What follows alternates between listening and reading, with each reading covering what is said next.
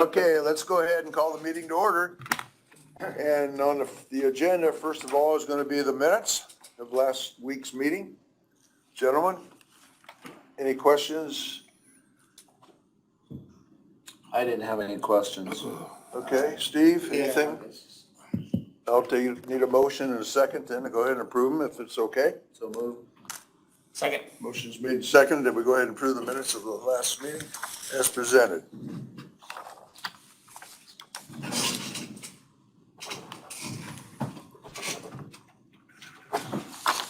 Thank you. These are just folders. I think this is all medical claims on weekly.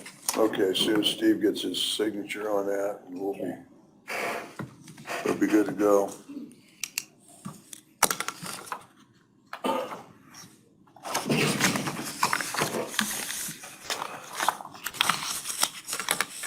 Okay, Tony, go ahead. Okay, next we have Allied weekly claims for medical, and it is in the amount of $29,852.66. $29,852.66. And you can look and see, there was some, Yeah, we got a credit of $787.11, which is offsetting the $30,639.77. That's why it came up to $29,852.66. So.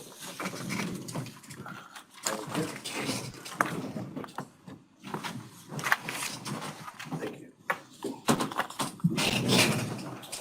okay. Yeah.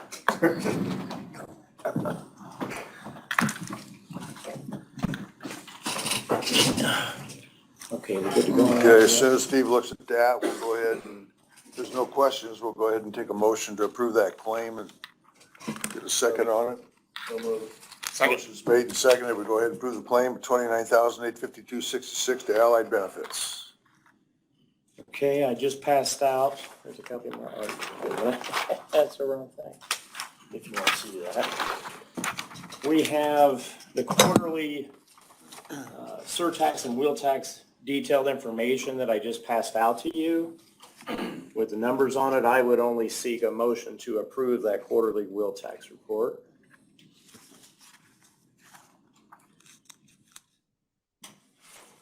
So move.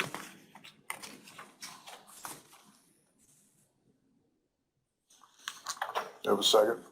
Second. Motion's made and seconded that we go ahead and approve the surtax, wheel tax detail report that's been given to us. That is all that I have today. And if you wanted to, I'm sorry, the only name I have for you three is April's. And it's Camp, so that's similar to Mellencamp, so I remembered it. Okay, yeah, April, if you want to come forward with, You need a microphone down there. you want the microphone? No, I can talk loudly. I should be okay. You can do that? Yes. Okay, go ahead. All right. It's good to have you with us. Thank you for having us. First, we're going to go through introductions. I am April Camp. I am the Bowen Center Adams County Director. I'm Bob Corral, Assistant Director in Adams County. I know you. I'm Tim Newsbaum. I'm the Vice President of Business Development for the Bowen Center. It's good to have you with us. Thank you. Thank you for having us. Yeah. So, Bowen Center, we're a community mental health center, and we have been providing services to Adams County 2017. And we've been providing skills services. So, when you think of community mental health, typically you think therapy. And our skill services is when you think of a behavior happening, it is what is the behavior and how are we going to change it? Versus therapy is the behavior is happening and why is that happening? And so it's a processing. So our skills services is very intensive. So we're meeting with people in the community 4, 6, 8 hours a week. And it is one where we're a mobile county here in Adams. We started the first mobile county for Bowen Center, and this in Adams County was so successful that we are using this model in 18 other counties in Indiana. And it is one where we are meeting people in the community, in their homes, out in the public, in schools. So we're pretty intensive. I'm going to hand it off to Bob, who's going to talk more about Adams County specifically. Yes. And before I go into specifics, how did we get here? In 2016, I was assistant care coordinator for Luther Foundation. And we saw that there was a high need of mental health services in Adams County. Adams Behavioral Health and Park Center was just overrun by referrals.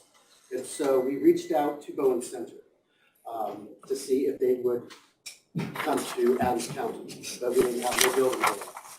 It was at a roundtable meeting with Senator Jim Merritt, and I invited my board members to attend. And this is when Ian Gilbert, Community Corrections Director, expressed his concerns regarding a lack of services in Adams County. That's what started us pursuing Bowen Center to come to Adams. In January of 2017, April began Normal County, the first Normal County in Adams County. So started small, focusing on community corrections and probation. Then it increased to DCS, then it increased to schools. When I came on board in July of 2018, we had 7 case managers, 7 skills coaches. As of today, we have 34. That is the need. And that's just in Adams County? Just in Adams County, yes. And so there is a high need. We collaborate still with Park Center, we still collaborate with Adams Behavioral Health, we're partners. But the need is so high. Now, who do we assist? We assist South Adams, North Adams, Adams Central, Golden Meadows, DCS, Community Corrections, probation. We get a lot of self-referrals. And now we are reaching out. We have partnered with Grace Midway to reach out to the Amish community. Right now, we have 4 Amish families who are in services, which is huge. So you also assist nonprofits? Yes. Whoever struggles with mental health services, Yeah. we're not going to turn them down. We will figure out a way. If they have insurances, we're going to set them up. Now, during the COVID times, what got really good came out of COVID was we were able to expand our services to teletherapy and to telemedication, which means a family can get a psychiatric evaluation from home. The psychiatrist will use a Teams chat, video chat. Are you finding at a younger age, I was reading and so on, that a lot of these younger people through this whole traumatic situation with the virus and everything, that there's a lot of mental health issues with younger people. Well, yeah, I mean, they've been isolated. I mean, they Yeah. weren't in school for an extended period of time, potential trauma going on inside the home because people don't have eyes on these Right. kids. So then social is so important for these kids, and also to consistency. So one day they were going into class and the next day they were in e-learning. I mean, it's just, they didn't have that consistency. So yeah, we're seeing it across the board too, because even to like parents, I mean, they're trying to work a full-time job and also having their kids at home. Like there's so many stressors going on right now that it's increasing our cost. Do you work with Hope Clinic also? Yes. Yeah. Yep, we actually just have a partnership with them. So we provide parenting skills. So we have it to where if a participant of theirs is participating in parenting with us, they are eligible for their baby bonus. Good. And we also work with healthy families, Adams County Healthy Families as well. Very good. And so yeah, the need is there, and we're still growing. We are, and like I said, I feel we're in the right direction to assist the county and the communities with mental health services. And so with that, I am going to turn it over to Nussbaum. Great, thanks, Bob. And do you go by Rex or Commissioner Moore, or how do you want me to? Call me Rex. Rex is fine. Yeah. Rex, I just want to applaud you on your insight of what is going on with these kids. One of the programs that we don't have up here today is called a Student Assistance Program. It's basically where a school purchases prepaid sessions for these kids.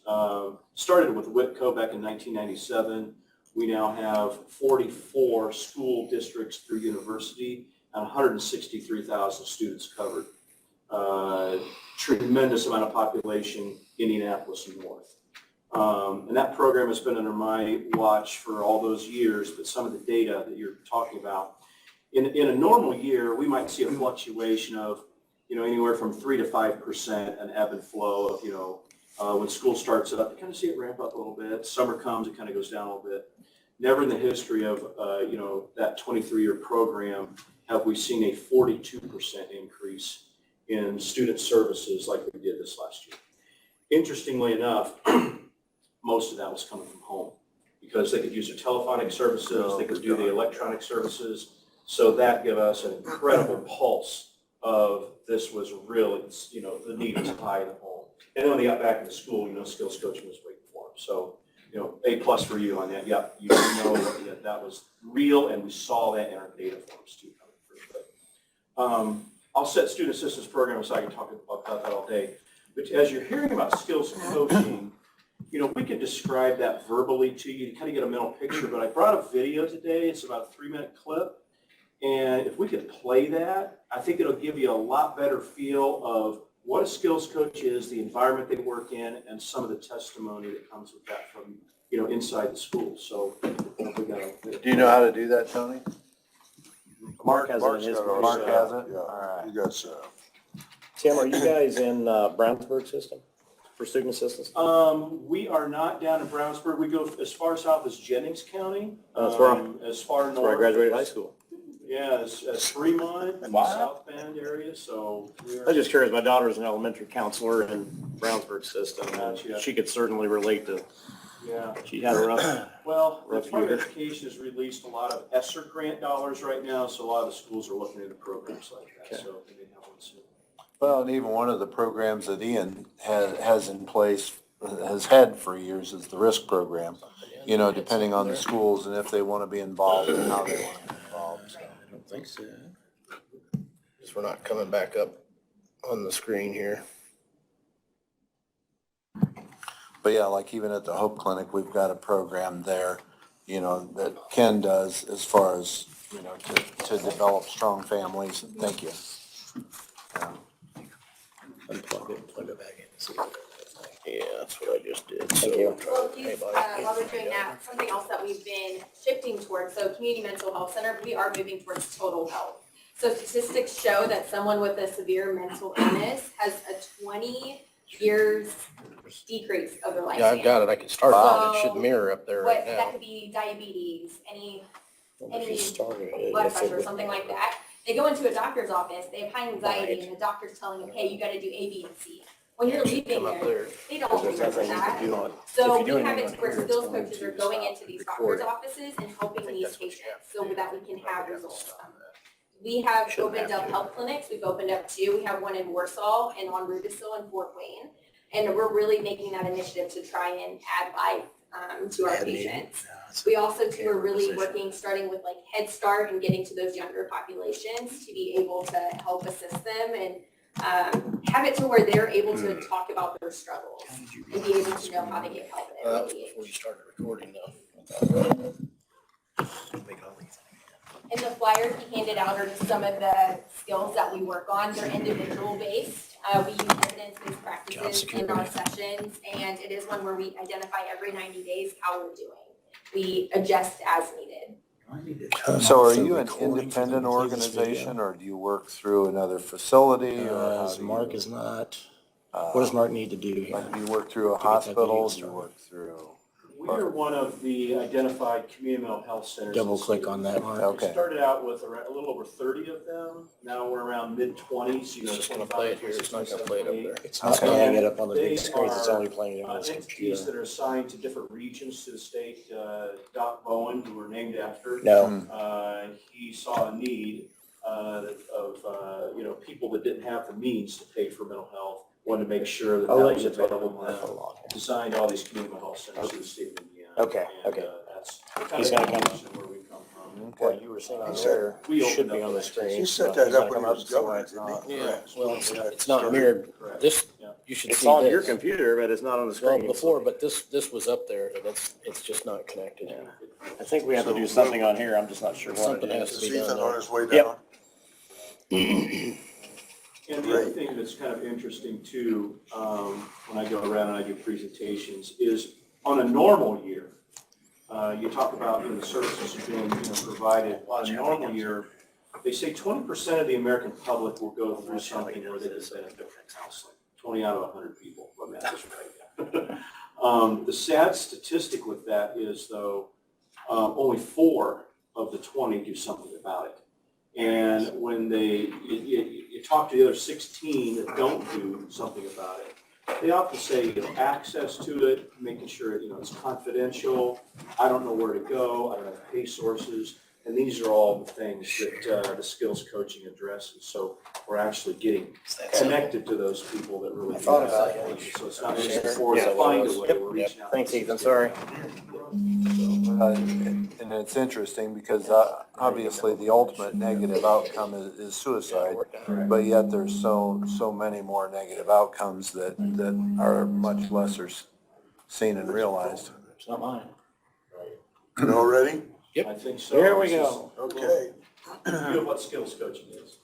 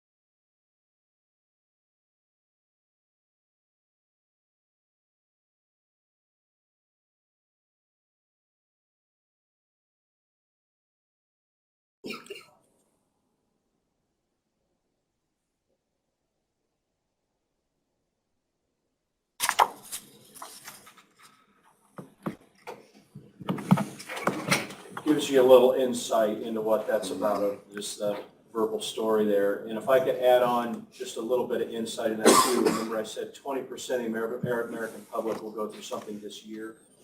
I say if you do the math backwards, next year is another 20%, third year another 20%. you could really make a case for, in 5 years, all of us go through something that would probably benefit from talking to somebody. You put that into a K through 12 perspective, that's 13 years those kids are going to be in school. That's 2 events they're probably going to go through while they're in school. They get benefit from what we're offering.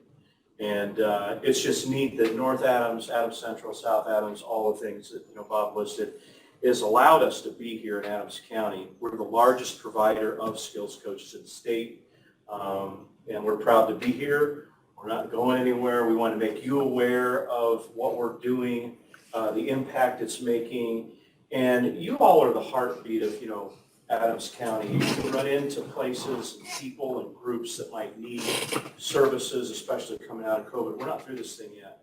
In fact, they say individuals that have had COVID themselves, 3 to 6 months post-COVID, about a third of them begin to struggle with anxiety, their survivor, that kind of a thing, or physical stuff that contributes to mental health issues. So if you all become aware of groups or know of more places that you feel services like this could be helpful, I think April and Bob are leaving some contact information to you too. So One of the people in the room that has to deal with that on a regular basis is our sheriff, as he manages the jail. So I don't know how you interact with that population. We were going into the jail and we were providing services in, back in the cell blocks.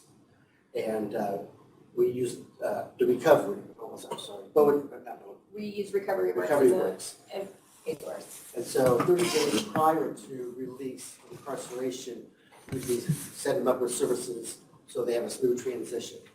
However, about a year ago, Recovery Works shut down a program because skills coaches, and it's only in brick and mortars. You can only use Recovery Works in an office setting. So that sort of took us away. Now, we would give referrals for those inmates who are like a day or two prior to release. So they get hooked up with us, but by the time they are released, we come in, and a lot of them don't have housing, Right. don't have employment, transportation, so we set them up, or we assist them in resources. So that's also what we do for, the released incarcerated inmates. Do you get into any rehabilitation services, like for drug and alcohol abuse? We do provide substance use treatment. So we work closely with probation, DCS. I mean, we're seeing an increase in substance use, so we do provide that one-on-one. So instead of going to a group, so for Adams County, instead of them going to a group like once a week, we're right next to them. So when a trigger happens, what are your coping skills? Because they struggle with it every single minute. So it is one where we partner along them and help them be successful.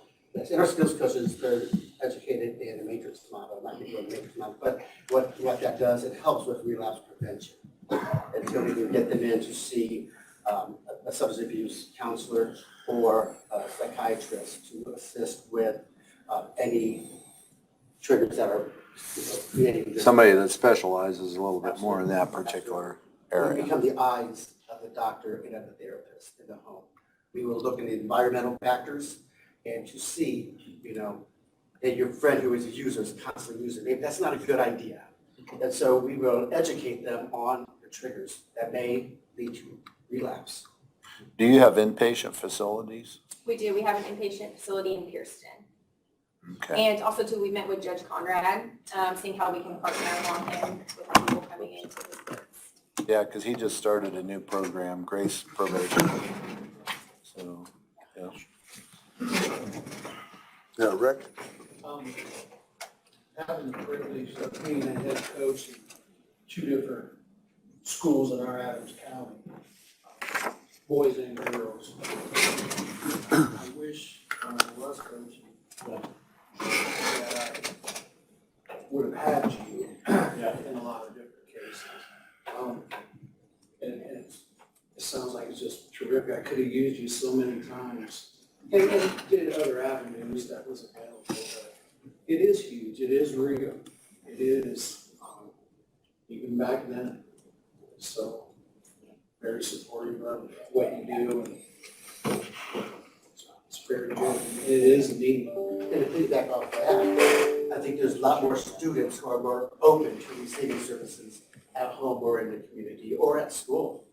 And so there's more of an openness now. Before, Yeah. I don't need therapy, I don't need kids, but now they're more open to the idea, like, maybe I do need help. Well, Therapy is something to talk There's about. definitely a stigma.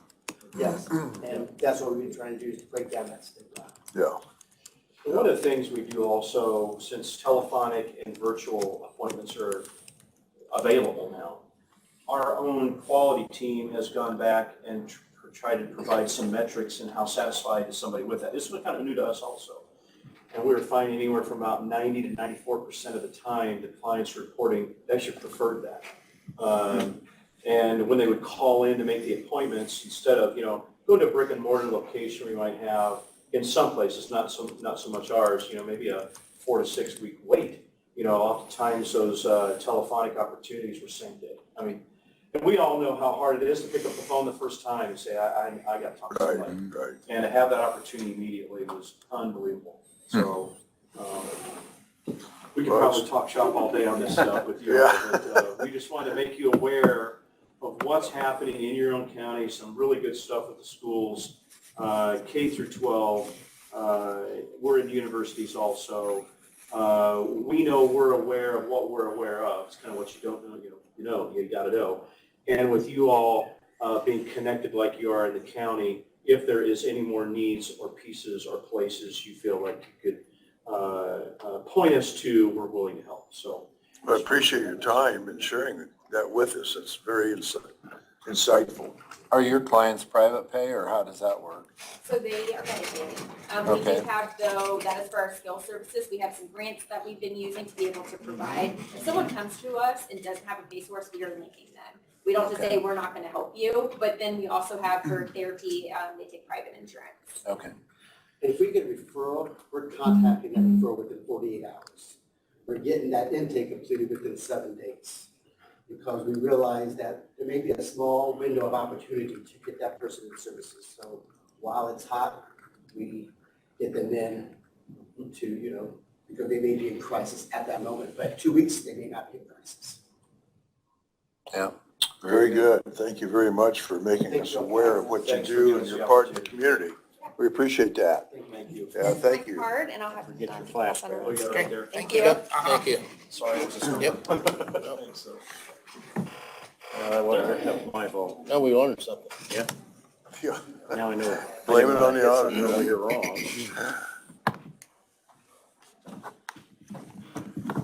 Okay, Brad. Which hat? Engineering first? It's gonna be a little bit of both, we'll just kind of mix it in. We can do engineering first, that'll work, that's some good news. Okay. So mid last week, we found out, the community crossings we applied for, we did get them. The state announced the winners last week and we were awarded our community crossings projects. So that being said, on May 25th, the paving work that we asked to be done, will be opening bids on May 25th. Okay. And then for Bridge 106 was part of the community crossings also, we'll be opening bids June 1st.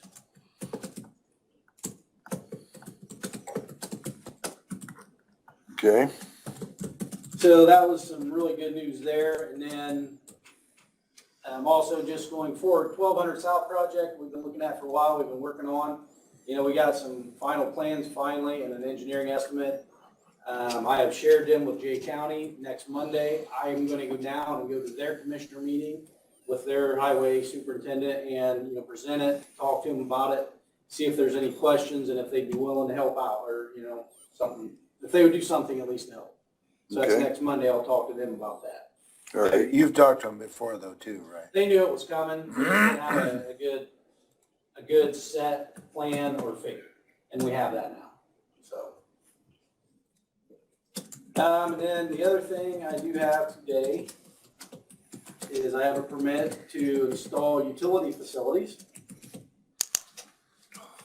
on County Road 900 North, just east of 000. It's BSM Groups working for MediaCom. They would like to install 2,140 feet of duct by using directional bore and then installing new cable. We went out and met with them. There's room to work up there. You know, they're not going to interfere with what we have. So we think, you know, it'll be all right. It's okay with you It's then? okay with us. Okay. They filled out the request form and the Yep. Done the application. permit, Sent it to us. We met with them. Okay. So Okay, so we need to go ahead and make a motion to approve that permit based on Brad's recommendation. Any questions? Okay. Second. Motion's made and seconded. We go ahead and approve that, Brad? then basically while that's going around, Do we need to sign 2 regs? Yep. you know, we're still out doing our winter mixing, edge stoning, the edges of the road, building them back up, and preparing for chip and seal. We got our oil tank in last week, the end of last week. So that is there, you know, hopefully in a couple of weeks, if the weather cooperates, we'll be able to get out and start spraying some oil, doing some dust controls and that kind of thing. And you got some help in the office. And we have Betsy's one of the back. ladies is back in the office. Betsy is back. Good. So Feeling okay? she gets tired. She's Okay. feeling okay. Oh, Okay. So I'm very thankful for that. We've been busy you selling want a plates. copy of that? I just want to know what to type in for the minutes. Yeah, And Steve's got it. basically, that's all I've got for today. Okay, very good. Thank you, All sir. Thank Did you. you want that with Steve, that permit? Yep, see ya. Thank you, sir. Can I see that to get That was the- short and sweet. Yeah. Yeah, not too bad. Short and sweet. Brad, do you have any job description for Jason? I think Tim already sent that out. I don't know if he sent it to you. Rick? I don't know who needs to post for that. But if it's us and we can get them, we can start posting for it. Morning, sir. Update you on a couple of things. Mulching has started over at the courthouse. Plant sunflowers on Saturday. Superior Court was started, we ran out of mulch. Just got finished up here a week or two. When they could start over there, just because of everything going on, Memorial Day coming. Right, right. To get you some help. I'm gonna put mulch around some of the trees yet. I just kinda ran out, I don't know. I'll look and see. Some things that'll be happening is, we'll be doing a sprinkler test over at the courthouse, either this week or next. Whatever they call it. At this time, Rick, I would like to at least make mention, the National Day of Prayer ceremony is gonna be on Thursday. And I think that's what, is that 11 o'clock on it? So that'll be over at the courthouse. Yeah. Thank you. This Thursday? This Thursday. I will not be, I got an appointment at Cleveland Clinic on Thursday morning, so I will not be here to attend. So, I am gonna be out of town. I apologize for missing. okay. Well, I just wanted to make mention of that, so we were aware of that. They contacted me. Right, Otherwise, they right. would take it out of Charlie's. Okay. Kinda got paid for Okay, good enough. until later. Okay, okay, very good. Thank you, sir. Yeah. Okay, in April, they were here. Tim, you're up. Timing was impeccable. Yeah. I called them this morning, said they'd appreciate it probably if you got there a little early and stuff, just in case you're running. Morning. Fast, good morning. It is funny, we've kind of been getting ahead of schedule sometimes. Yeah, we got you 25 minutes ahead here. Yeah. There he is, how you doing? Yes, hey, morning. So we got you till 11:10, so I guess you can talk for 40 minutes, huh, Tim? Lots of questions.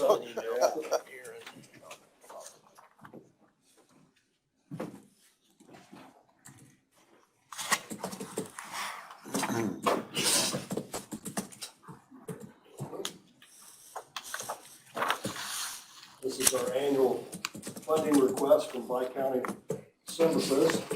What you have in front of you there are the frequently asked questions that I present every year, and the financials, including the budget information, and then cash flow, as you asked for a couple years ago, Rex. Yeah, I remember that. Yeah, thank you, sir. So, something new for this year is we are actually going to ask for an increase. We've been at $39,312 for, I don't know, 15 years, whatever it's been, and requesting an increase to $41,280, which is, I think, right around 5%. Yeah. So, and this doesn't come out of the county funds either, the general fund. This is actually a special fund just for special needs. Right. individuals and stuff, so, anyway, but, our challenges are the same they've been for the last couple of years, and that's staffing, which I think everybody's going through that same thing. Our residential group homes, we're down 3 beds that were not filled, which we have filled 2 of those, and we have 1 more to go. Our day services program has been pretty much, it was closed for a lot of last year, and then normally we have about, on average, about 80 people in day services, and now that's per day. And right now we have maybe 30 to 40 per week is all we do, because we spread everybody out still, and we're doing a lot more community type things and so on. So that impacts our revenue also. So, for the first 9 months, we actually had a positive $909,000, but that was just due to PPP loan. We also got some grants from FSSA and so on, but those were all one-time deals. I don't think there's going to be anything else that there is going to be offered, actually. So if we hadn't had that, we would have had about $241,000 loss. So. Okay. Were they talking, Tim, about additional funding for mental health at all from the state levels standpoint? I know they've been talking about. I think there's a couple different funds actually for, I think there's 2 funds. You've got the mental health appropriation, and then you have the developmental disabilities appropriation. So there's two areas, 2 appropriations that actually will affect us. Probably more the disability, developmental disability one. Probably a little bit bigger one for us than what the mental health is, but we have that also. Okay. So.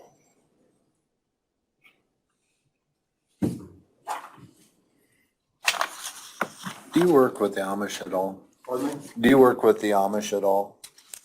Yes, actually, we have a few people that we serve, that we provide services for, and we also have several Amish that actually work for us. Because I think they're just putting in a new facility themselves. I'm trying to think where that's at. That's down like Geneva area. Yeah. In there. Yeah. Actually, I think the bishops, and I think that's who the group was, came to see me a few years ago. Oh, did they? Yeah, and they had their driver, I'm sure businessman or whatever with them too.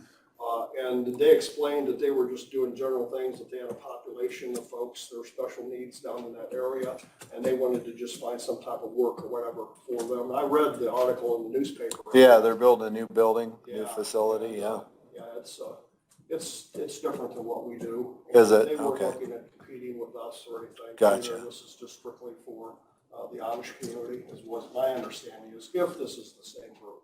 I bet it's the same It thing, is the yeah. same group. Nice guys. It is, yeah. Yeah.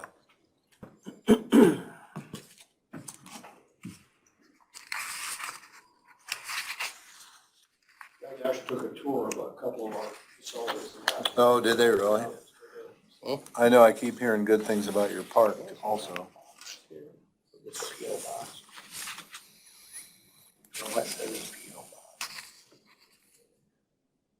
Yeah, I don't think they have.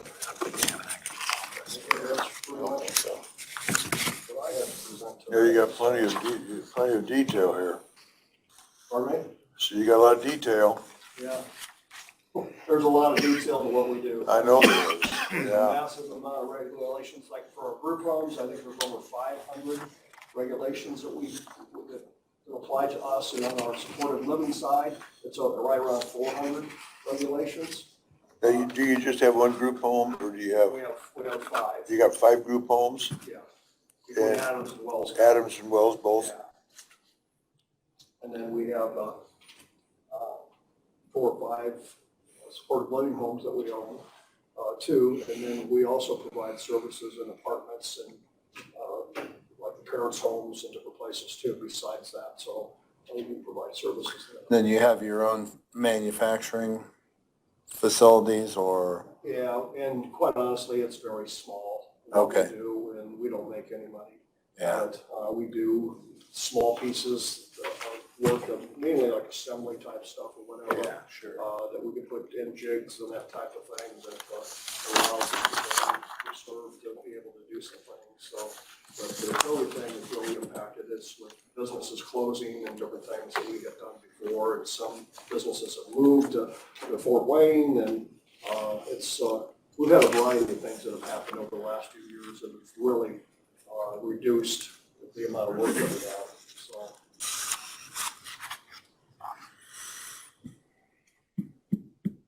Is there any plans, Tim, to expand on your group homes at all?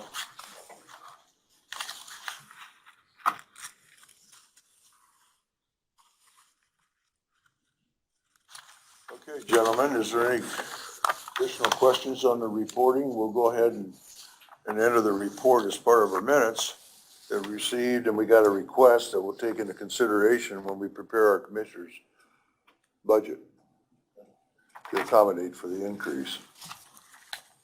Do you need any action today? Or just, you, go ahead and make a motion to approve the report that we received it, and we put it in a matter of records. You got a copy of it, right, Tony?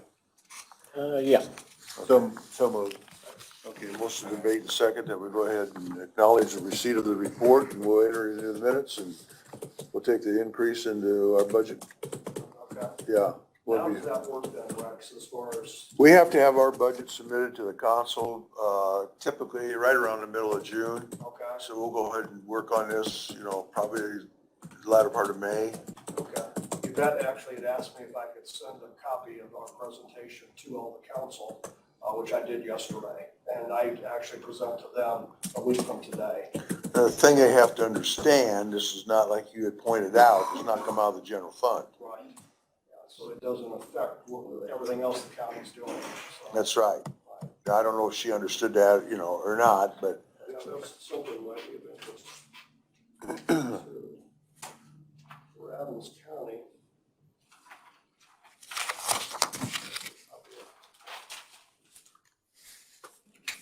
For the mental health appropriation for 2021, it's $247,682.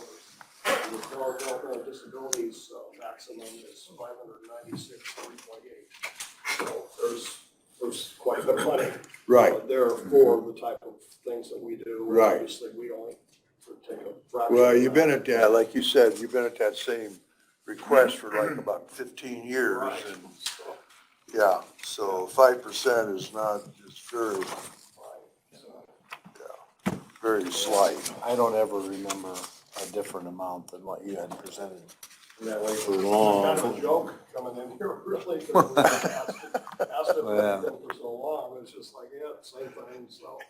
But Yeah, well, I appreciate your time, Tim, coming in and All right. giving us a report and the request, funding request that you're asking for too. We'll go ahead and, would you send a letter to me or some type of notification, how do I? we can certainly, I will make contact with you. Okay. Yeah, if that's fair enough. Sure. Okay. Wonderful. All right, very good, Thank you, very good. everybody. Thanks a lot for your, Thank you. for your time, Tim, Tim. appreciate it.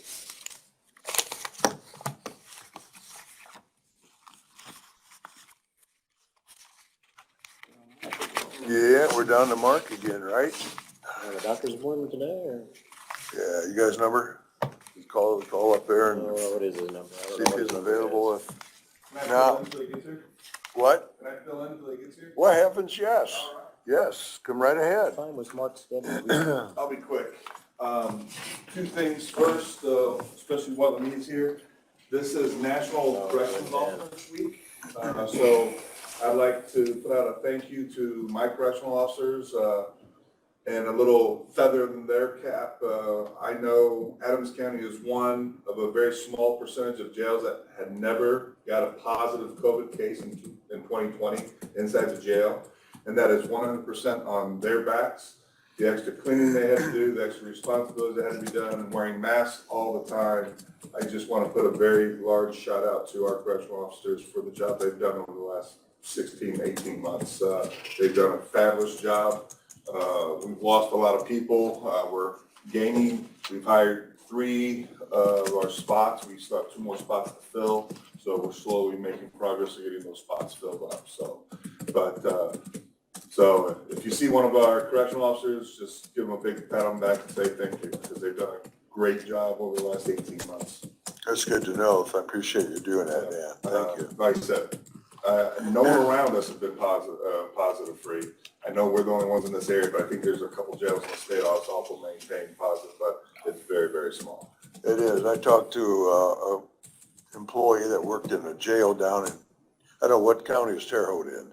And that is Vigo County. Yeah, okay. And I know they had some cases. Yeah, I mean, if you get one, you're gonna have an outbreak. I told her about all the equipment and the sanitizing and so on that we did. She said, oh, wow. Yeah. She said, man, I wish we'd have something like that. And I think it's actually working. It's working with colds. It's working. Our facility is gonna be a healthier facility because of the CARES money that we spend on the UV towers, the UV sanitation, the air that's going on in the pods. It's gonna help in general health overall for the whole facility. Yeah. It really will. Yeah. So, but I wanna make sure I brought that up being National Corrections Week. Second, Rex, you were part of a meeting last week. Just wanna bring it to the other gentleman's attention that we are looking at upgrading our infrastructure and our JMS and RMS software system, which is our records management and jail management system, which is all the data, the case reports and all the records for our criminal cases in our jail. We're looking at switching to Spielman is the company. They came down last week, did a demonstration. We had all the chiefs of police there. Rex was there. We want to move forward with it. So next step is to find out how much this is going to cost. It will be an investment. Down at the sheriff's conference, some of the sheriffs are doing the same thing, and they're using some of the federal money that's come to the counties. Because it's an upgrade in infrastructure. We will, if we go to it, which I hope we will, it gets us in contact. Right now, all the counties surrounding us use Spielman, and it can talk to each other. We are the sole person on an island which cannot talk to these others. So if we run a name in our name file now, we only get what's in our file. If we go to the Spielman, we can get MOUs with the surrounding counties, especially Allen County with the names intel that they have.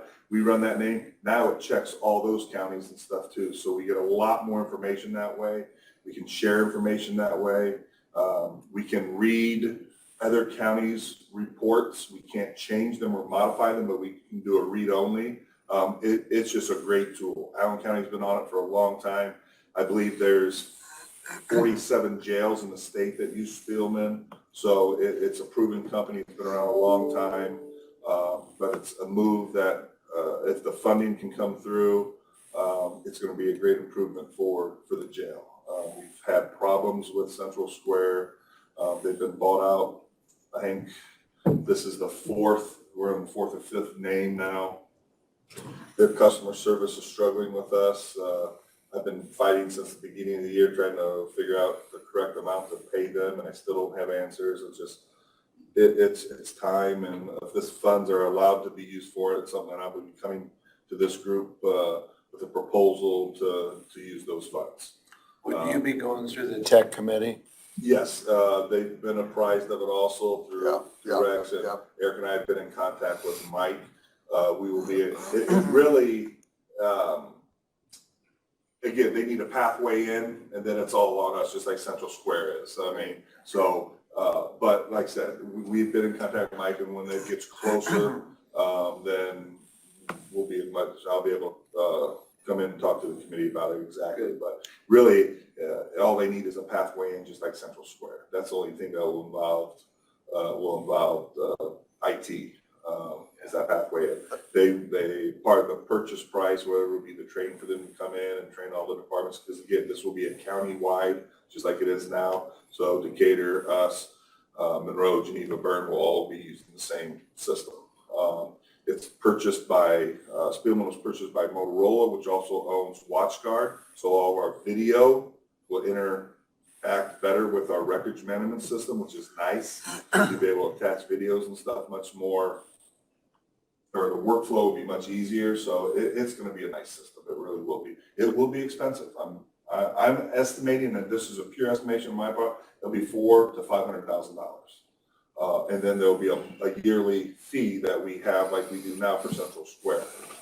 That's why with the funds coming available through the feds, this is our opportunity. Without it, I don't see us changing. I think your annual maintenance should be less than maybe what you're paying now, possibly. Correct. Right now, that's what I'm finding in Central Square. Our annual maintenance now is around $72,000 a year. This could go down to maybe $60,000. I don't know all those numbers yet. I don't see it costing us more. It's going to be very comparable, but the upfront cost, because a lot of that cost is what we want to do to transfer our past information over, old case histories and all that. If we do it all, it's going to be very expensive. A lot of the departments, they go back 5 years and transfer all that over. And anything older than that, we'll still keep one computer with Central Square stuff on it. So if we have to go back and find something older, we can. But most departments go back 5 years. And then if there's certain cases, we have cold cases, stuff like that, we can pick those to come over so we don't lose that information. But that's where the real cost comes to, is how much of your past, your record history you're going to bring up on the new system. But everybody I've talked to said basically 5 years is about the furthest they go back. So, but I just want to give you guys a heads up on that.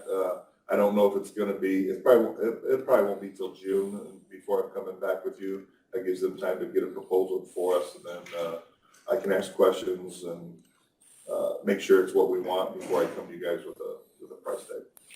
What sort of funding is available? Is it through ARP money or Yes. something Yes. to law enforcement? Is it specifically? No, it's just something we have to come and make recommendations to the commissioners for that part of that 7.2 million.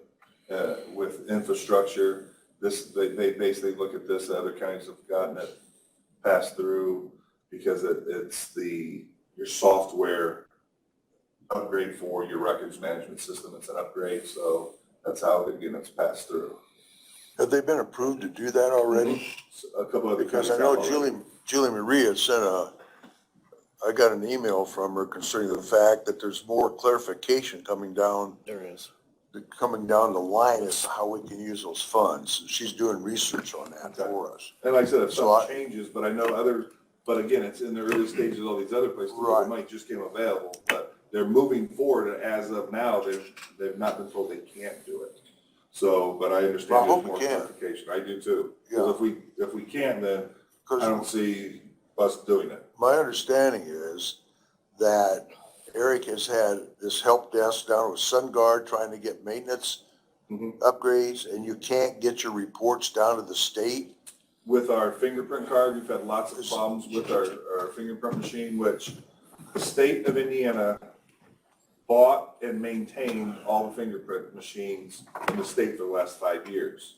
They're no longer doing that. I have a new machine on order as we speak that it's the same company that our Supreme Court is using for the state of Indiana. They're actually installing their machines now. We're going to be next on the list. Okay. So that system, I've already contacted them with Spielman. I know they work with Spielman, but they supposedly will work with our Central Square information now too, depending what. So that hopefully will get fixed no matter what once we get our new machine. But the state is dropping that program and not paying for the machine, so all the counties have to get their own machine or keep the same machine and keep the same contract, but I was not happy with the contract, so I went elsewhere. But based on what I had seen in that demonstration, you really do need that type of program. Oh, yeah. I mean, it was more user friendly, Mhm. and the officers that I talked to were look excited about that aspect of it, so. Yeah, and we'll have some bumps, obviously. Oh, it's a yeah, new system, absolutely. But the system itself, it's a proven system that so many agencies use. But the upfront cost is expensive. And like I said, without this opportunity, I wouldn't be talking to you because I know we don't have a chance to do it. But if we can use the federal funds for it, then we have a possibility for it. But like I said, I will hopefully be back in front of you guys sometime in June with more information and some hard numbers. Yeah, right, yeah, I know you're gonna get all your information and you're gonna get to the IT committee and then we'll go from there. Yeah, Sounds good. very good. Any other questions? Thank you, Nope, gentlemen. thanks a lot, Sheriff, appreciate it. Okay, yeah, Mike, we can go ahead and talk about the invoices that you got. We don't need that. Did Mark respond at all? We might be out to lunch because I don't know his extension number. Oh, okay. I don't have his extension number memorized. I don't know. And Bree didn't answer my email, so. Okay, Mike, we're looking at some invoices, right? Yeah, we are. I don't really have the invoices with me, but I've got preliminary paperwork that we kind of covered. Do you want them to look at when you talk about them? No, I think. Okay. All right. These, all these, let's start off with the courthouse to begin with. Kind of the old way that we were bringing fiber in is not the way we want to moving in the future. We want to stick something on the outside that allows people when they're bringing their fiber in, it's a junction box that they can have access to without having to be in our building. So, we can let the vendors come in and we can run the circuits into that building and then we can splice it at that point. And we have our own fiber that gets into the building and it runs into our panels from that aspect. Now, if you look out here at this building, we've already done that. We did that last year. It's out on the alleyway so that the people, when they come in, they know they just gotta run it into there. Then we have our own people that actually make the connection when it comes into the room upstairs. So we wanna try and mimic that, because doing it any other way, we're gonna have some problems with how they're doing it. And so there's like 2 line items in here, one's with wire, But yeah, you can sure. and they're running the fiber. I mean, you're welcome. They're running from the main closet in the courthouse out into that. They're running 24 pieces of fiber. And so they gotta take and put ends on it. So there's 24 ends out, 24 ends in, so there's 48 ends being done, and they have to be tested, so, and then they're terminating them out as well. So they're actually terminating from the panels into the fiber there, so it's connected or out to that box that's gonna set out there. So that's that part. The fiber isn't that expensive, it's just putting the ends on. And the labor that's involved to put the ends on and to test them and everything else, and the number that we got out there. So while we're running, we're just not running like 3 pair, we're gonna run 24 pair out there in case there's other things that have to come into the building. That work is done. Be Secure, they're the ones that's going to be actually providing the enclosure and the conduit that comes out of that box that's on the outside and it comes in and follows through into the main room inside the main closet. And you can see what those costs are. The wired part is $12,500 and Be Secure is $7,150. Or excuse me, it was $6,800. The new quote, it went down some. 6,800. $6,800 instead of $7,150. It went down some. And that's What was that proper- total? that's Rick, the you had- proper way to do it. You had a total for that. What was it, 19? Total is 19,300. 19,300? Yes, this would be over at Circuit Court. Okay, so 19,300, and that was gonna come out of, you had that down, didn't you, Stan? Food court, 1140, fund 1140. Fund 1140, and we had the money in there to do that. I would make that motion to complete that. Okay, I'll second it. okay, motion's been made and second to approve $19,300 to be paid out of Fund 1140 with two vendors involved, Wired and Be Secure. The other two, we do have two more to present to you. Okay, One being here at the complex, it's roof power, it's for powering the wired point devices mounted on the roof. I don't know if you have anything that way. Basically, here's, when we set this up, and this is involving that secondary circuit project in the Right. jail.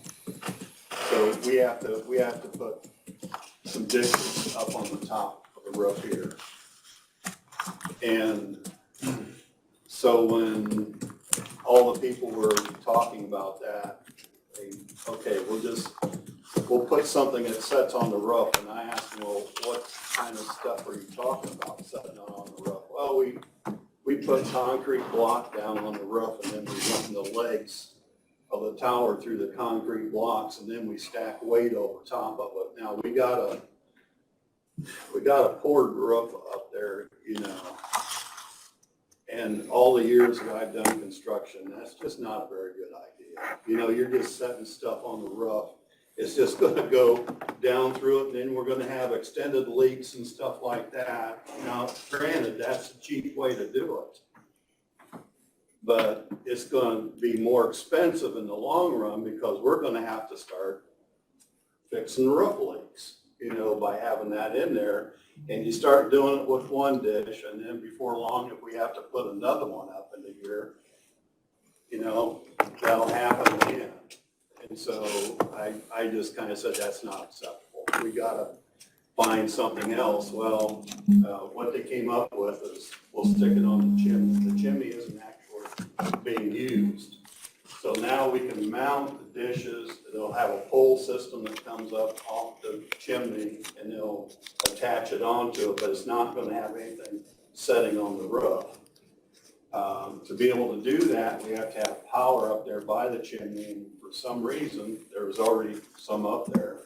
It just needed to be re-terminated. Some of the stuff was a little bit old and so on, and need to be tested and probably need to be put into, it might not have even been in conduit. So I like to have that all in conduit, retest it, put new boxes up into there, and make it look like somewhat professional, like we actually knew what was going on, you know, instead of just setting it on the roof and because it's cheap. You know, that's just not my style. If you talk to me during the meetings that we had, there has to be a certain amount of quality to what we're doing into the building. It's not just how inexpensively can we do it, you know. So we need to get that done and a place to install the fiber optic cable. That was the other thing. Usually when you're running into buildings and people normally now, they just bring it in copper because that's the least expensive way to do it. What happens is if you take a lightning hit or something up into there, that is going to reflect right down into our main room that's upstairs because it's copper, you know, and it's going to blow out switches and everything else. So on this particular thing, we said, again, that's not acceptable. And so put in fiber up into that chimney area. So we're going to have a box like the one that's out here, but another one that's going to run up. So Wired to put their stuff under there. Again, they're going to be putting, I think it's 24 fibers up. We got to put ends on the 24 up there, the ends back down into the box that's coming in, down into this room that's up there by me. Room 200, that's the DMARC room. And then, we need the enclosure and electrical tested and so on, which is the other scope of work. And it's for, again, this secondary circuit that we've already committed to. It's just our end of it now. Everything from the other end was part of that project.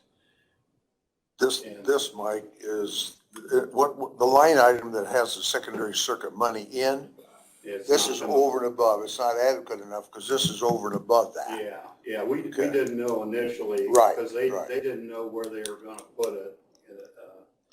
And we didn't have those numbers a year ago. Right. How much money did you have down? It looks like it's $2,907.62 for the electrical part by Be Secure, which is the enclosure and running the conduit and everything else down to where it needs to be. And then, Include the mount also? the mount will be done by the people who's actually putting the dishes up. Okay. That was part of that appropriation that we did, for the project, the secondary circuit. So, yeah, so this is as it comes down and they're gonna put it into the communication down into that box.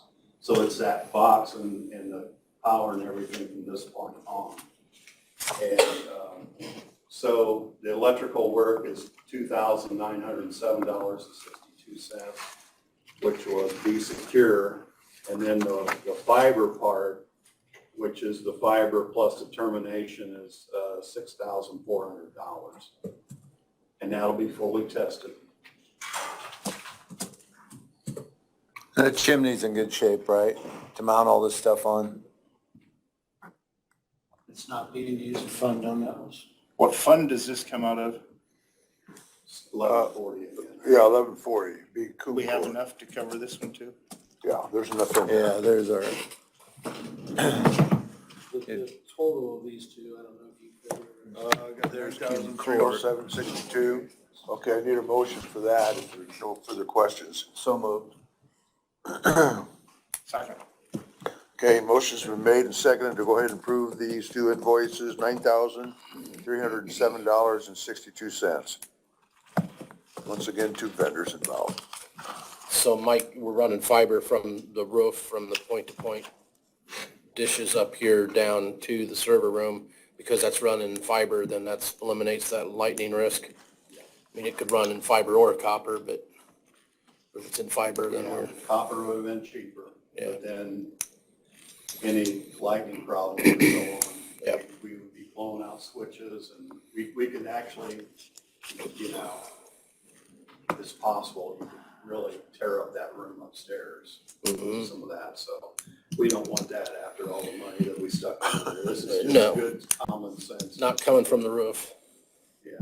I wonder if that courthouse has ever been hit by lightning, like the flagpole or anything? Oh, we have. We've Have we? had several hits over the years. And I think a lot of it has to do with the fact that there's a complete steel superstructure up there from Carnegie from, 100 years ago. Yeah. And it's huge. It's still up there. And so it's a lightning magnet.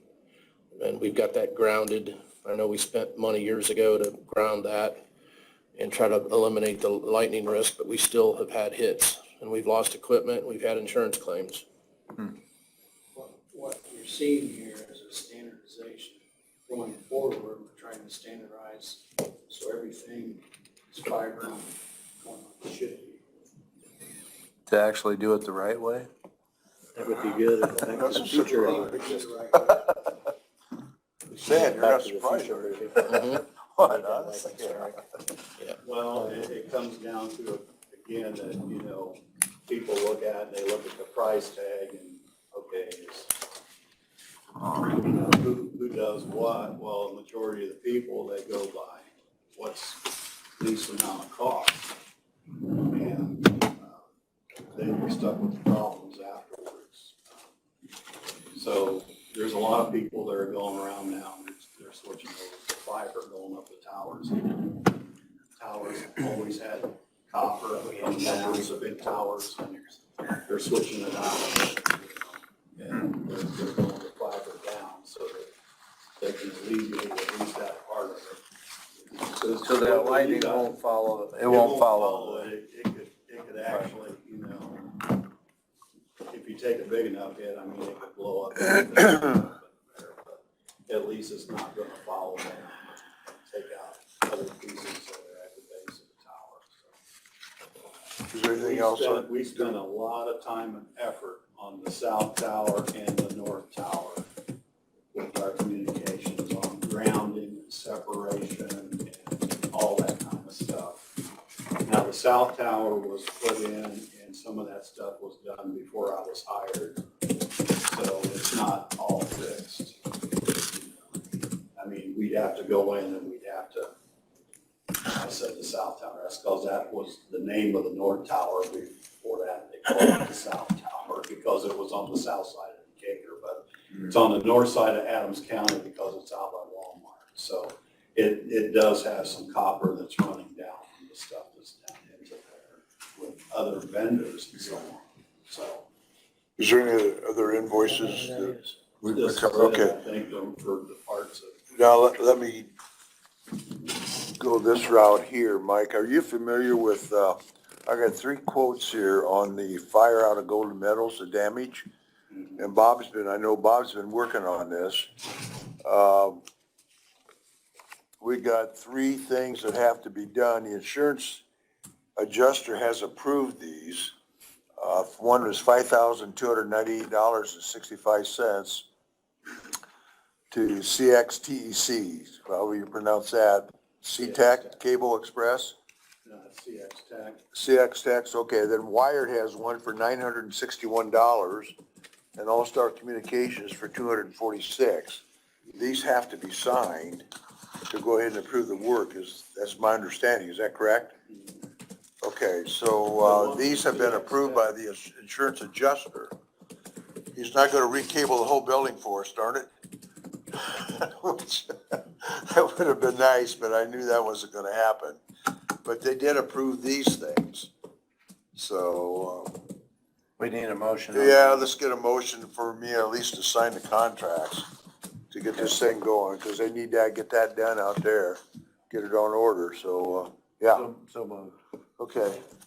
Motion's been made and seconded, Tony, to go ahead and approve these 3 different invoices for Golden Metals due to the fire we had out there. Just gonna need those amounts again. Okay, CX Tech is $5,298.65. 1 second. Place back here again. How much? $5,298.65. Okay. And Wired is $961. Mhm. And All Star Communications is $246.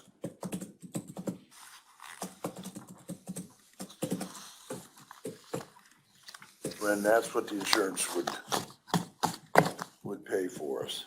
Let me So- see the name of the first company. Yeah, you can see that. So if I sign these things here, is that okay? And then give them to Bob or give them to you or what? Give them to me. Okay. because I'll create the POs and I'll send them out. CXTC. Get down there. There might be,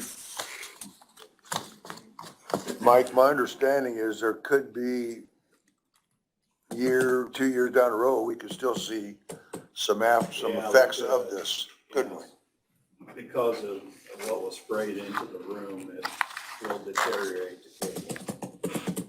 But it's gonna take a while, so they said they did their thing, they'll pay for it up to 6 months. And then after that, it's on to us. So right now it's working, but it takes a while to deteriorate it, so. Somewhere down the road, we can expect probably issues.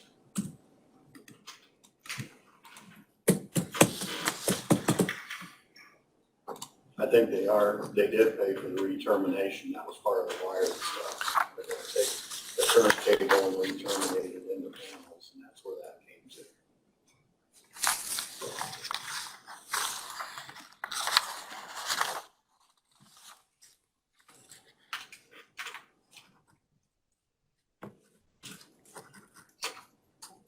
This one here, they want a PO number on this one. I'll put one, Okay.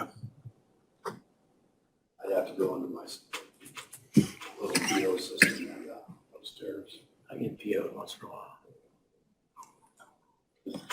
Mike, I just forwarded you another email from Carla with that cyber liability application. She sent me 2 or 3, so I'll just forward them on to you. She's gonna, Yeah. anyway, you know, I guess they're wanting it. Yeah, it's okay. That thing's always a joy to fill out, isn't it? It is. I think that's the 3rd email, isn't it, that we got? Yeah, well, as long as we keep taking steps moving forward, it becomes easier to fill out. The hard part about it is that, you know, all these things, they take a while to put into place. They just don't happen. Oh, no. And so things dealing with security, so, you know, you read it down there and you say, well, yeah, we're just not there yet, but we're working on it, you know. Mhm. It just, people, and, you know, when you look at IT, they think that everything is just a snap of the finger, but it's not really that way. To put things into place takes a really long time. Some of the stuff on the application that they Thanks, want you to have in place takes years. Yeah, it does. You know, it's just like our secondary circuit, we were talking about that in 2018. And, you know, you gotta figure out what you're gonna Thanks, do, Rick. how you're gonna pay for it. And that just takes a long time. It doesn't, we just don't have money bags sitting under trees with money that we could just harvest it. Well, I wish we did. Yeah. But, you know, we spend, you can tell these guys here that come to the meeting all the time, we spend a long time trying to figure out how to pay for stuff and where it's gonna come from, how we're gonna do it, you know. It's easy to say we're gonna do it, but it's difficult to find out how we're gonna pay for it, so, Always a challenge. yeah. Do we have these other invoices that we need to address, or Which ones you have? the ones we talked about at the meeting? I think we signed them right here, Rex did. Gotcha, the Microsoft license, the Oh, the Mime, Microsoft. and the We're Mime, still working on that. and Mimecast renewal and Veeam renewal. Yeah, we're still working on Gotcha. those yet, so Okay. hopefully by this Thursday when we have our meeting, maybe some of that will sort through. I'll be up at clinic Thursday. I gotta go for Yeah. I'll be gone. Actually, I'm gonna be out of town Thursday also, so. Yeah. So, That resolved that really quick, Mike. yeah, I mean, Mark, you're up. Thank you, Mike.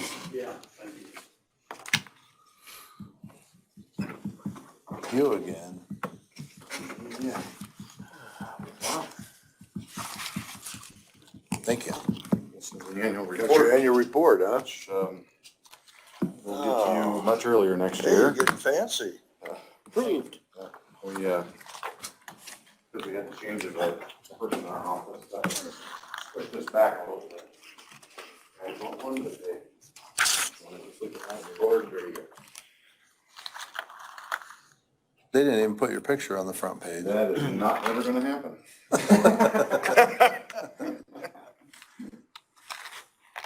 We want people to look at the annual report.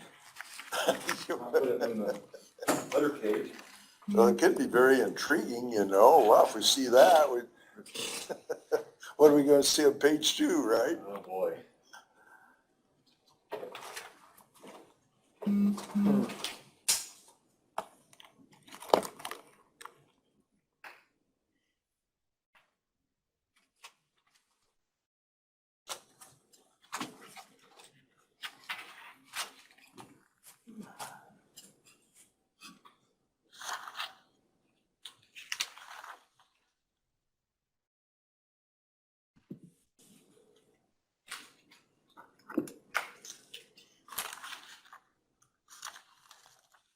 Anything specific on this that you want us There's to? nothing, too specific, showing you just really how many permits we actually issue.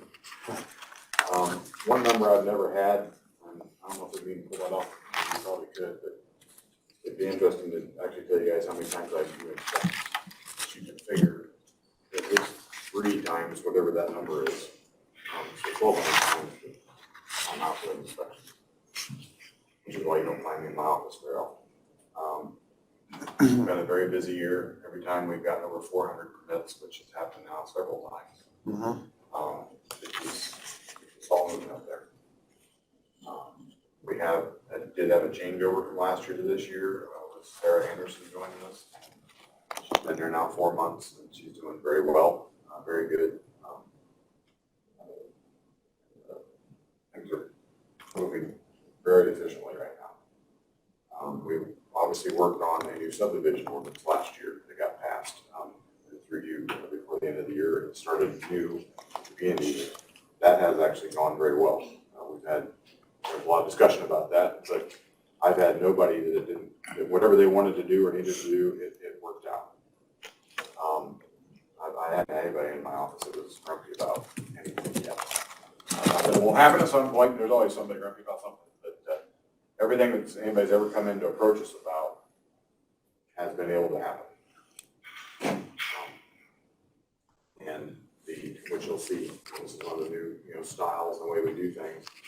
The subdivision I'll bring you here in a second. I mean, there's soil maps now, there's contour maps. I mean, it's actually more complete. And when they break out a piece like they did here, not only is a small piece, broken out and surveyed, so is the leftover piece. And so now it's, 100% how much is there. You're not just subtracting from 20 acres that actually was never measured correctly 68 years ago. And you don't even know that it's actually, they always say plus or minus when they do a sale. Now they can say for certainty what they're selling. Yeah. It'll be exactly right. And so that's been working really well.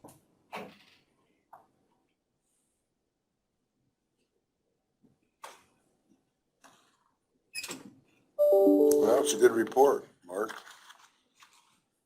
The commission was very busy last year, so Yeah, thank you. it was, they've done a lot of good things. You can see the construction costs and stuff coming in, and it's been pretty consistent. I just, looking at the new homes, English versus Amish, average cost per square foot, $69.32 on the English side. To me, that seems low. It is, but it's taken in,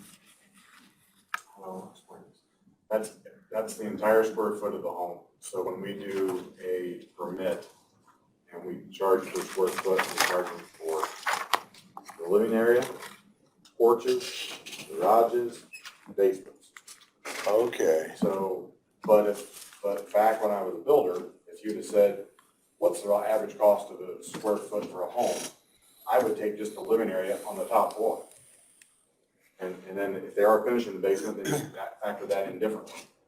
But if I was building you a 2,000 square foot home on an unfinished basement with a garage and a porch, I would take 2,000 times 120. And I'd say, it's $120 to $130 a square foot, which that's not right anymore, but that would be the number. So when you see these numbers, it's based off of the total square foot of the home, which is a different thing. Okay, it looks at, okay, that's understandable. That includes unfinished Everything. basement and everything. Yeah. You're adding up this basement, upstairs, garage, like my house has 1,000 square foot garage, so I'd be porches, out in the basement. You can get up to 4,000 or 5,000 square feet in the house. When you add all that up. Yeah. Well, that makes sense, doing it that way. So that's why. I just found out a piece of plywood, 4x8 sheet in Hawaii is $170. 7/16 right now in this neighborhood is 40, give or take. And It's amazing, isn't it? Or 10, just Oh. months ago. That's incredible. Okay, What's gonna- need a motion to go ahead and enter the report into the minutes? So moved. Second. Motion's made and seconded, Tony, that we enter building and planning report in for the year. But wait, there's more. There's more. Yep, we got a subdivision. Yeah, let's get rid of that. There, so it doesn't make all kinds of noise. Pretty simple one here. This person that owns this property, owned it all. They broke off the buildings from the rest of the big piece of property. So that's what they broke off. So this is a 2-lot subdivision. That's one lot, that's lot number 2. Like I say, everything gets Yeah, you're actually right. surveyed. Pretty straightforward. Yeah, now, they know that's what they actually have. They don't just subtract this amount from what that total was. That's the nicest part of it. No guessing.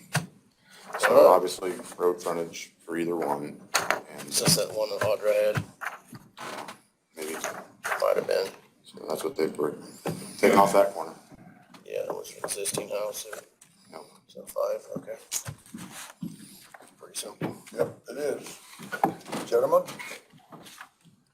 No further questions, any motion? So moved. Motion's made and seconded, we go ahead and approve the, how you pronounce that, Baltzel? Baltzel Farm I'm not subdivision? sure how you pronounce that. Yeah, it's called Cell. Was that over at D-Transfer or something? I'm not sure. Can't keep it now. Good, Ben? That has, that's all I got for that. Just FYI, you guys all know that we have our big hearing coming up Thursday night, talking about solar ordinance. That'd be great. Everything goes all right. This guy out here is Ethan, and I didn't know he was gonna be here. I'm just telling you who he is. He is Sternberg? Yeah. Ethan. And he is the representative of the Invenergy, which is working for the Northwest area of the mountains. And we have visited, myself twice, and 5 members have visited one of their facilities in our and have answered some of our questions and concerns. Yeah, do you wanna come up? We're still working on stuff. You guys had a, It was laying here. You, like it was last year. I'm gonna be out of town for that meeting also. Do you foresee a vote that night? I don't know what this is. I'll find out. I really don't know. Like it was done last year though, if we can look up the ordinance. My gut feeling is I'll that check the with Jordan. planning commission, there's a couple things actually weren't in the ordinance that even are passed now. that were supposed to be in it. I think originally my thought would be yes, but I just think there's gonna be so many people there and so many viewpoints coming in that it might cause people to need to think longer, I don't know. And maybe they won't be comfortable enough to go ahead and pass something. So my gut feeling is it would not, it just won't. I originally would have said yes. Is, But I'm not sure. is there any way you could make a recommendation to, delay the vote or not? Me? Yeah. The board have to make That's that. I don't think so. No, so it's your public hearing on the proposed, Yeah, solar ordinance, solar use ordinance. Okay. I don't even know if that's the night that the planning commission would vote to send it to commissioners. Does that have to happen? Would have to be after the public hearing and then they could, Close it out. yeah, they close the public hearing and then they could vote. They could approve it and send it to the commissioners, or they could table it and, consider it. Talk it over the next meeting, our normal meeting again, and then you could have another public hearing again. Yeah, if they make changes, they gotta have another public hearing, I think. So, What happens if they have a vote and approve it? if it got actually approved with changes or how it's written or however they end up doing it, if it got voted that night, then it would get rewritten according to what was said or what approved, and then it would be put on the agenda for you guys to look at and approve whether it's approved or changed. right. So tentatively speaking, if that were to happen, would we have that proposed resolution, ahead of our next meeting or? Yes. They have to certify it to you. Right. So it would not be like Thursday meeting, you definitely wouldn't see it Tuesday. It would be, Following. it'd Yeah. it'd be at least the following, 10 days Yeah. later at least, if not one more. Yeah. Right. So we would have a chance to look at it. Well, if he would bring it, if they would approve it, for instance, and he'd bring it into our commissioners meeting, we're gonna table it. We're not Yeah, gonna make it, if it's too, if you don't have enough time, we're gonna have to have time to read it and go through it. So we're not gonna make a decision the day he brings it in. Yeah, and it's an ordinance. In a perfect world, we would get that thing rewritten as they, charged us to. Make sure it's clean and right, get it through council. I actually think Mark will probably be looking at it with Pat to make sure we got everything dotted and crossed, and then get it to you guys, a week before it actually comes to your public meeting. I wouldn't want to just give it to you today or anything like that. Right. And then our position at that point would be just approve or disapprove, or would we? Suggest Or changes. change. Or suggest You change? got three options. Or change. Yep. Approve it as submitted, deny it, reject it, or, send it back with, your recommended changes, and then I think they have to have another public hearing. Yeah, it goes back, if you guys make changes, recommend changes, that gets sent back to the planning commission. Yeah, planning commission, and then we have a hearing again. Public hearing. Public hearing. And so if we send it back with our changes and plan commission says, okay, we're good with that, then it's done. No, but they have, Public hearing. I think they have to. Public hearing. I'd have to look, Stan, there, it's a complicated process, and you have to read it every single time.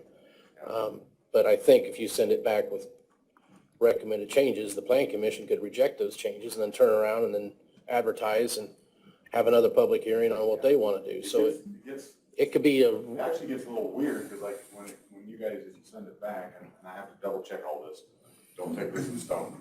I think at some point, actually, the planning commission can pass it, and it becomes, it doesn't even ultimately come back here. yeah, I think so. I think there's a weird way that it actually There is. can then get passed by planning commission, and you guys don't get I think notified. you're right on that, yeah. It's weird. But, it gets bounced back and forth, but it can get bounced back to the planning commission. They can accept or reject it and then pass it, and it's done. So if they were to accept our changes as sent back, it could be. That could be, but I've got to check the statute and see. Yeah. That could finish it. It's all That could be spelled the out. Last time it gets talked about. Right. I think you're right on that. It gets funky, and we haven't done this very often. Well, and there's so much discussion, and I'm hearing from so many of our residents, I just kind of wanted to be clear on what to tell There's them. gonna be a lot more heard Thursday night. It's all over the board. And, Thursday's gonna be interesting. We hope to just keep it. Well, what are We you want to gonna, hear from everybody, but it can't go 15 hours. no. And we are having it at the expo hall. Brad Follegan said he's got microphones. We're gonna try and get video set up, so it's like this, so we can look at maps. Hopefully, we can have somebody, he's gonna be out there, somebody's gonna be out there with a cordless mic and get people to ask questions. Hopefully everybody can hear. Speakers he's gonna set up. Hopefully it doesn't get rowdy, and people, we just wanna keep it orderly and listen to what everybody got to say. Well, I know there's strong opinions on both sides. Absolutely. Yeah. What time is that, Thursday night? 6 o'clock. 6, okay. Thanks a lot, Megan Mark. is up there that she's my assistant plan director. I said, hey, my daughter's got a softball game. I can't make the meeting, so you're gonna have to cover for me. I let her string out on for about 30 seconds. She was panicking just for a little bit. Thanks, Mark. Give me a look at that. That's down in Monroe? It is. Yes. Yep, the big expo hall, bigger building. Gotcha, all right. Thanks. Oh, let's see. I got a note from Adams County Treasurer Ed Dyer, said Monday, wanted to remind everybody, Monday, May the 10th is the deadline to pay the spring installment of property taxes. You can pay at any of the banks or here at the complex, of course. So it has to be postmarked by May the 10th. if you mail it. Okay, anything else? Mark, you got, No, not too much. We got some things we're working on. We'll look at the proposal by the sheriff as far as that software. We want to make sure that those ARP funds can be used for that, so we'll take a look at that.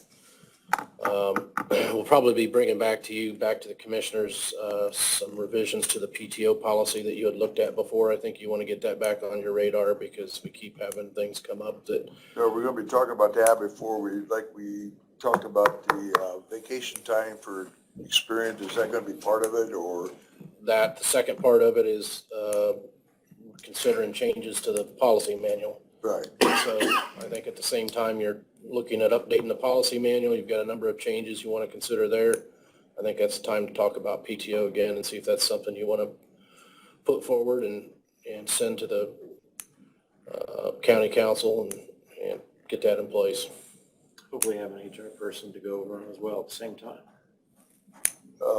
On the county engineer, you got the job description that Tim had sent.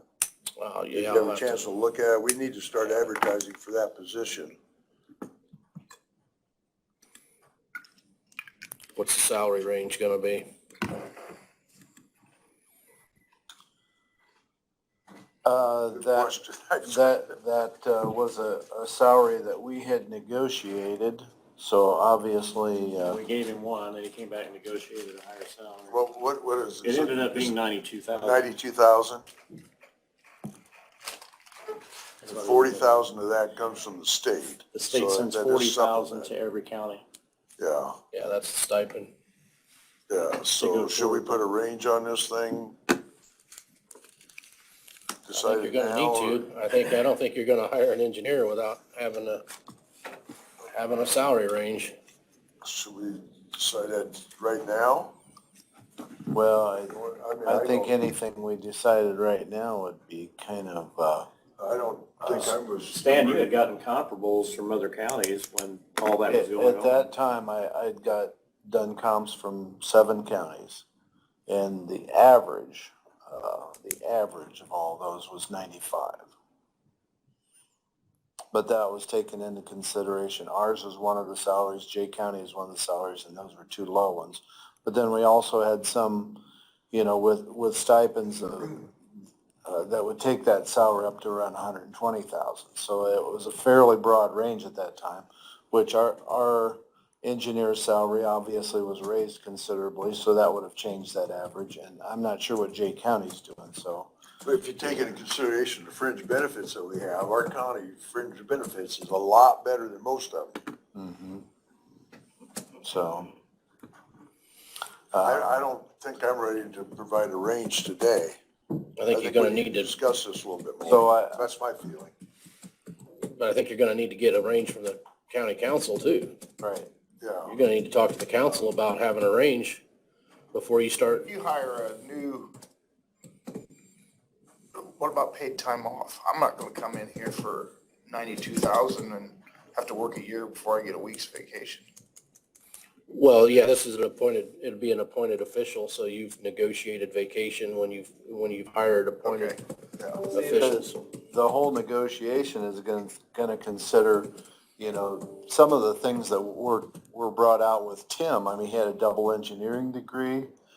He did design work himself that was previously contracted out to engineering firms that saved us, as much as $20,000 a bridge. We had a special person here and that no doubt justified that. So, as we hire, I think there still will have to be some negotiation with whoever we hire. I mean, there are, If you're just filling a position, I think you could bring somebody in at that same pay that he was getting without even having to go to council. But if you want to consider paying them more, then you would have to. Because you can replace the position as long as you're not paying more than what they were getting. but before we advertise a range, I would feel more comfortable taking it before council and seeing how they want to handle it.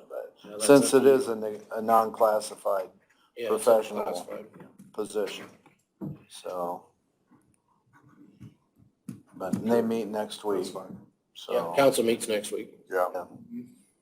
And you might, if you're gonna be here at the council meeting, you might wanna just bring it up and let them know that you're looking to replace the engineer and you're gonna need to have some discussions about But I compensation know and there benefit are package. still counties that have vacancies for their engineer that they're not able to fill, so in discussing, I had a discussion with another engineer from a neighboring county, and he said it's not unusual for engineers within the last year or so to be moving away from government positions into the private sector, so, there's gonna be a supply and demand issue there with filling that position.